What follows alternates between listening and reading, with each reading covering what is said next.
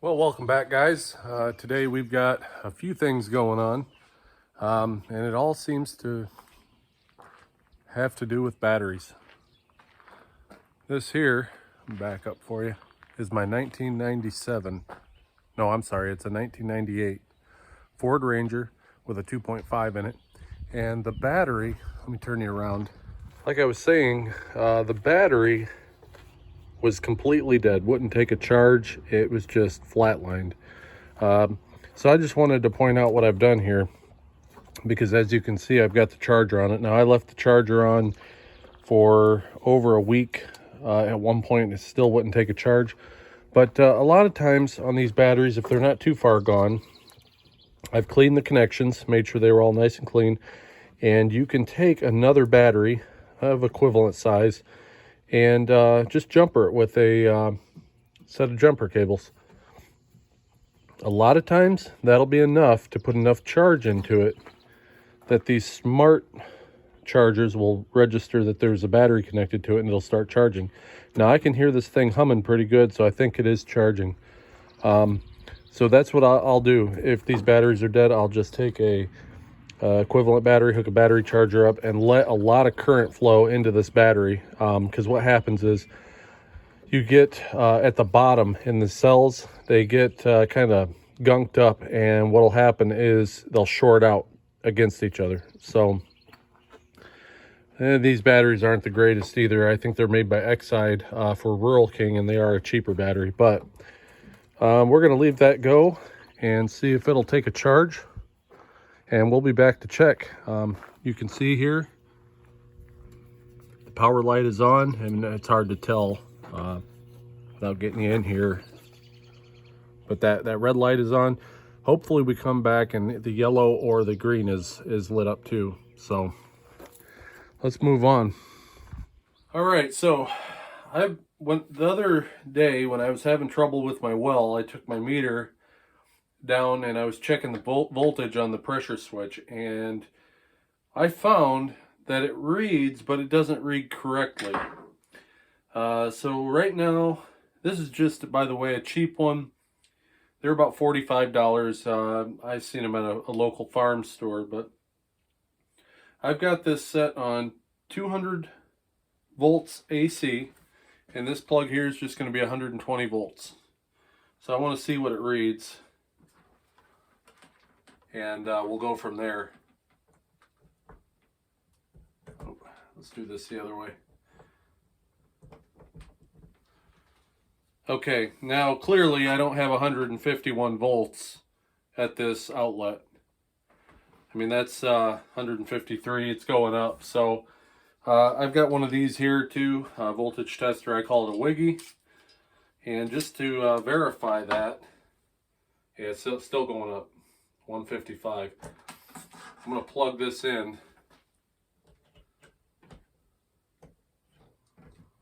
And see what we got here. There you go. I don't know if you can see it, but it is right there, 120. If it was any higher, it'd be down a little further.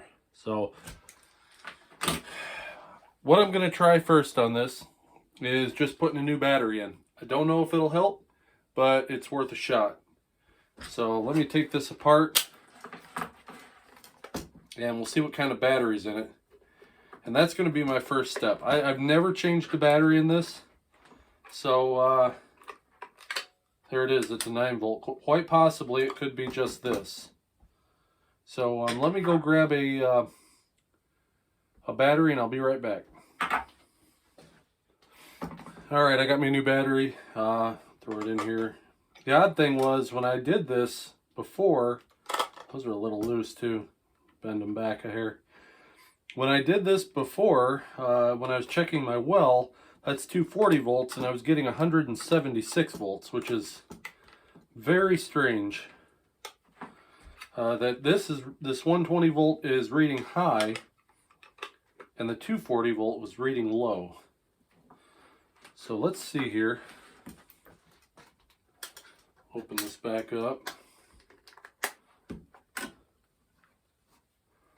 All right, see what we get now.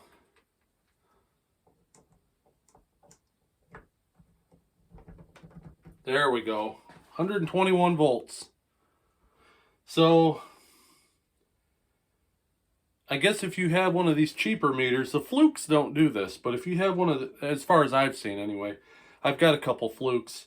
But if you have one of these cheaper ones, check to make sure that the battery's just not low before you go and looking for a new meter. Because I was actually online looking at Flukes and I was going to buy another one, but it looks like I've got this one all fixed up now.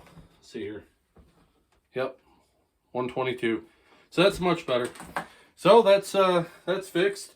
The next thing I want to look at, put this screw back in, is I found an old air compressor, just a little one, and it's a dual piston, but it's tiny. It's you'll see it in a minute, and we'll go over that and see what we can discover on it. It's got a little tank with it and everything, and I'm not quite sure what to do with it, but maybe we'll find a use for it. Let's go look at it.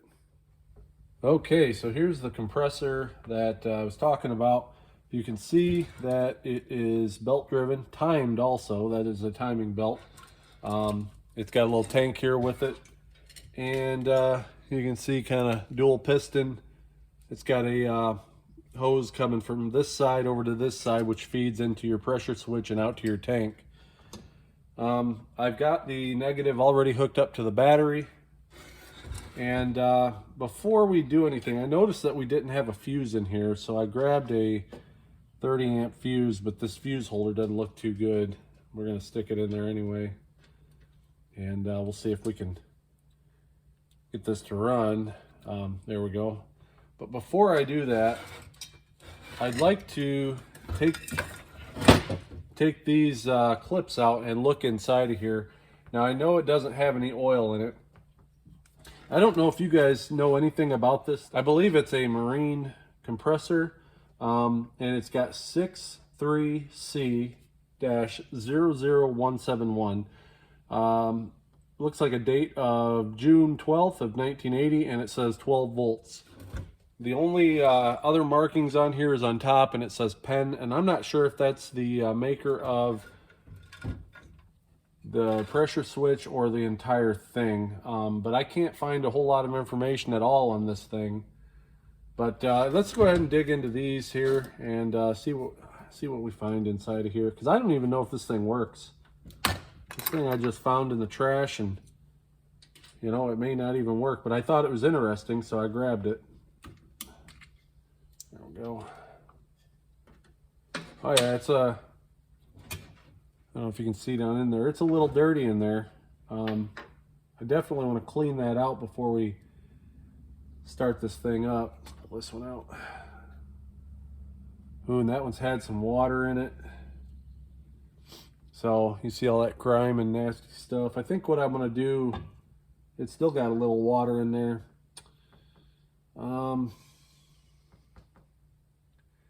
Let me go ahead and clean this out before we fire this thing up. The other thing I've got here is, I made this up here. I want to put that on the end of this tank because there's really nothing there but a hose, and I want to see what kind of pressure we build, and then we can release it with the valve. So let me clean this up and I'll be right back.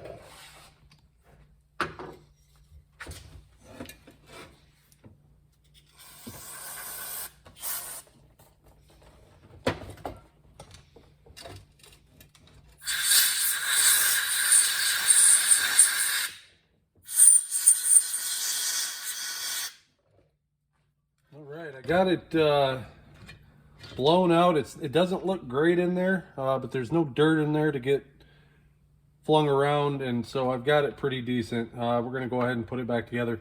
By the way, it looks like these, they have a hole in them, and you can see that's where it draws air from. I was kind of curious about that, where the intake was on these, and well, there you go. So get these put back in.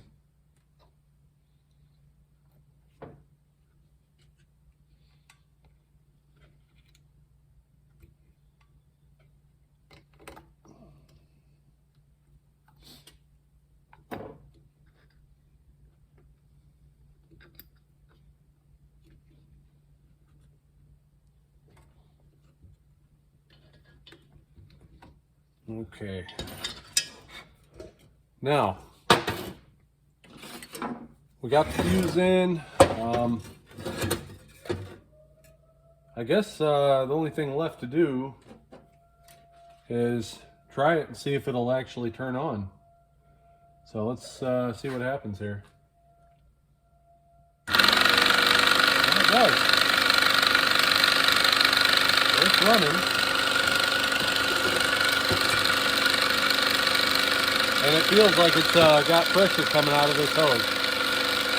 Let's plug it off and see if it'll build up a little bit. Oh yeah, you hear that? It's building up pressure pretty fast too. All right, so with that, I think I'm gonna pull this out, this fitting, and let's see if we can, maybe, that sucker's tight. There we go, right there. Okay. Oh, I don't want to come off. I think I'm gonna have to pull it apart. Oh. Pull this off first. There we go. Now I can put the 12-point part of this on it. They're starting to strip out on me. Oh yeah, it's on there tight. Oh, that does not want to come off. Okay. Okay, well, I'm probably going to end up having to put this in a vise and doing it like that. All right, let's see if this will hold it enough for me to get this out of here. Can't believe how tight that is. Oh, wow. Holy crap, that's tight.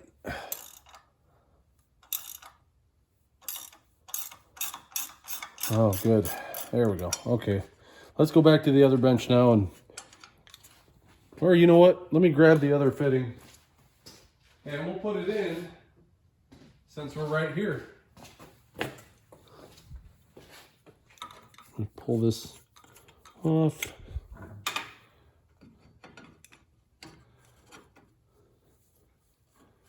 And I'm not taping anything because at some point I'm going to end up redoing all this. This is just kind of what I had just for testing purposes. I want to see what we can get out of this thing. So it might leak a little bit. That's okay.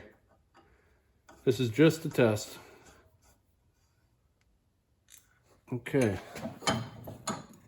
Okay, I got this so that hopefully you can see that gauge. Let's go ahead and fire this up and start building pressure. I'm curious to find out if this pressure switch will actually turn it on and off the way it should. So here we go.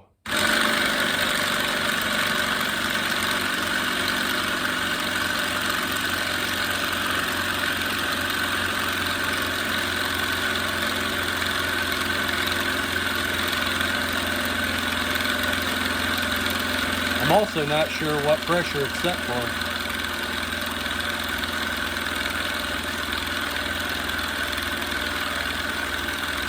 We're at 20.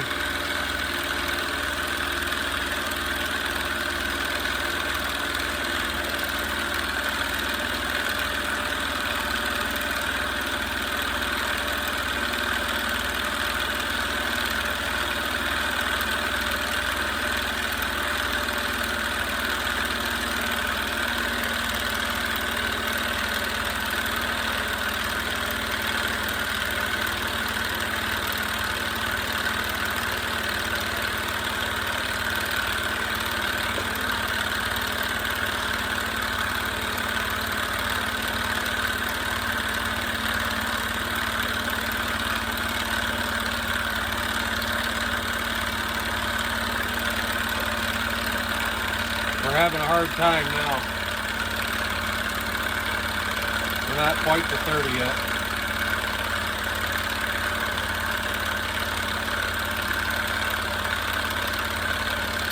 It's just hanging out right there at about 28 psi.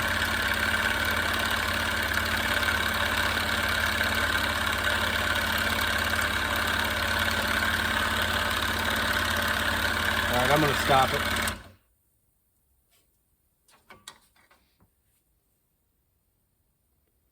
Now, this wire's hot. It's very, very hot. Let me pull this off here.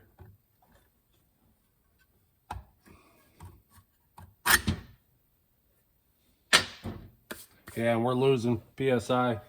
That tells me that this needs a check valve as well.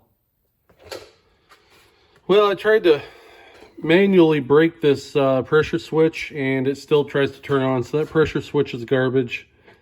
I think we found out that it will only go up to about 28 PSI, and the second time I tried it only 20. So I think this thing is just garbage. I was hoping I'd find a good air compressor that you could throw this all together on a board or something. If you wanted, throw it in a car, and then you'd have yourself an air compressor for your tires. But also, this fuse holder here was smoking, and it got real hot to the touch. So it's definitely, this thing would need too much work. I think what I'm going to do is just pull all my stuff back off of it. I might save the tank, save that 12-volt motor, and then just scrap the rest. So anyhow, just something to mess with, and thought it'd work out. It didn't, so that's the way it goes sometimes. So let's go check on that battery charger and see if that battery's taking a charge. If so, I recommend you try that before you just go and buy a new battery. It may work out for you. Let's see here. Yeah. I don't know how easy it is for you to see, but the 80% filled light is on. So that means that battery's taking a charge. So we should be good there. So let's just see if it'll start.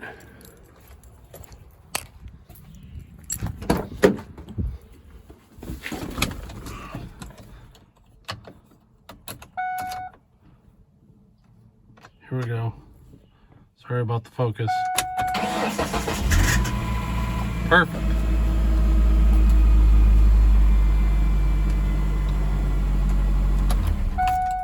And we're good to go for another year. Anyhow, I'm going to go ahead and end the video here, and hope you guys have a good day, and I'll see you on the next one.